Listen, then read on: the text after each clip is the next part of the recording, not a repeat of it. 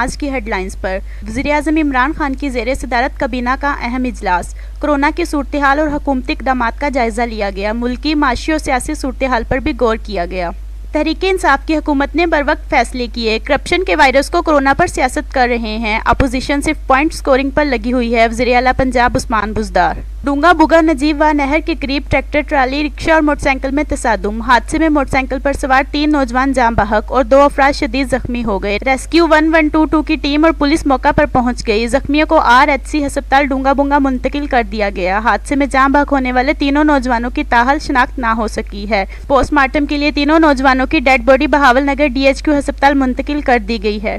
District police officer Quddus Baig کی ہدایات پر ضلع بھر میں پولیس کا جرائم پیشہ افراد کے خلاف کریک ڈاؤن جاری۔ جواری، منشیات فروش اور ناجائز اسلحہ رکھنے والے 12 ملزمان گرفتار ہو چکے ہیں۔ 6 ملزمان کے قبضہ سے ناجائز اسلحہ، 5 پسٹل اور 1 بندوق برآمد۔ 4 جواریوں جبکہ 2 منشیات فروشوں سے شراب 45 لیٹر برآمد ہوئی۔ ملزمان کے خلاف مقدمات درج کیے جا چکے ہیں۔ تھانہ city B division Bahawalnagar, Donga Bonga مدرسہ اور مکروڈ گنج کے علاقوں میں پولیس کی جانب سے جرائم پیشہ افراد کے خلاف کارروائی کی جا رہی ہے۔ مکروڈ گنج میں اسپیشل برانچ کی نشاندہی پر اسسٹنٹ کمشنر منچنا باد کا پولیس کے ساتھ مل کر مختلف سٹوروں پر چھاپا۔ 1 لاکھ کے قریب سٹاک کی گئی گندم کے تھیلے برآمد۔ پاسکو مکروڈ گنج کے انچارج نے عارف الدین، ملازم حسین، عمیر گجر، ظہور رحمانی اور یاسین کے گوداموں کو سیل کر دیا۔ گندم کو پاسکو سینٹر پر لے جایا گیا۔ اس کے علاوہ بھی لاکھوں من گندم سٹاک ہو چکی ہے۔